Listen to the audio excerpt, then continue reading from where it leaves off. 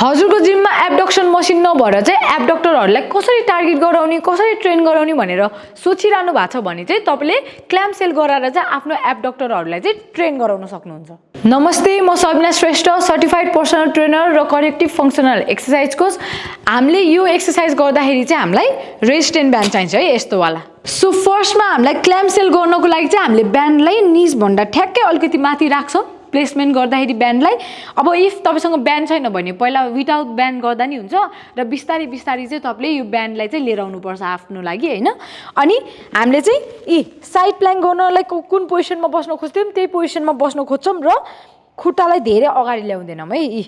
हल्का स्लाइटली सिधा नबनाइकन राख्छौँ र अब के गर्छौँ हामीले अप्पर खुट्टालाई चाहिँ यसरी फाट्न खोज्छौँ है, मजाले यसरी फाट्ने अनि कन्ट्रोलमा डाउन। अब यो गर्दाखेरि चाहिँ आफ्नो बडी पनि यसरी घुमाउन चाहिँ पाउँदैन है।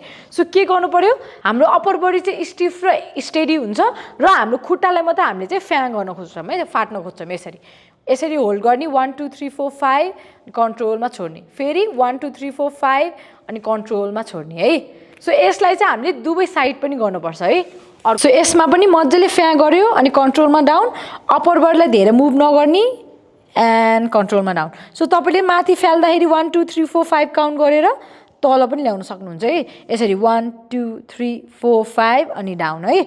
अनि इफ यो तपाईँलाई इजी लाग्यो भने चाहिँ तपाईँले पछि के गर्न सक्नुहुन्छ, यही पोजिसनमा बसेर हिपलाई उठाएर 1 2 3 4 5 अनि कन्ट्रोलमा डाउन, 1 2 3 4 5 कन्ट्रोलमा डाउन है, 1 2 3 4 5 कन्ट्रोलमा डाउन। यसमा चाहिँ हामीले हिपलाई यसरी पुस मात्रै गरेर हो कि अगाडि अझै, अनि हामीले हिपलाई उठाएर अगाडि पुस गरेर स्क्विज गरिरहेछ कि खुट्टालाई फाटेर है, अनि डाउन। यसलाई पनि हामीले दुवै साइडमा गर्नुपर्छ है। यसरी 1 2 3 4 5 अनि कन्ट्रोलमा डाउन, 1 2 3 4 5 अनि कन्ट्रोलमा डाउन। सो अब जिममा मसिन छैन भनेर चाहिँ यो एक्सर्साइज नगर्ने भनेर स्किप गर्न नखोज्नुहोस्। ब्यान्ड या विदाउट ब्यान्ड पनि यो एक्सर्साइज गरेर चाहिँ आफ्नो एब्डक्टरहरूलाई चाहिँ ट्रेन गराउनुहोस्।